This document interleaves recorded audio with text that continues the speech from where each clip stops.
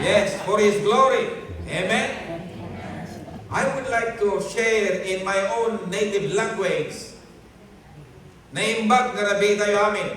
Imbang karabiyo man. Magandang gabi mga kaibigan at mga kapatid. Mayong gabi sa mga Cebuano, sa mga Bisaya. Kaya makasulti man tag Bisaya, kaya nag-graduate man ta sa MPC. That's why we are good friends with Pastor Pliny Fontevilla, the president of our main NAFTA. That is his trademark. That is his trademark. He was one of our comedians in the Young Theologians Club, Mountain View College. That's why if he would give those humor thing, that's his trademark.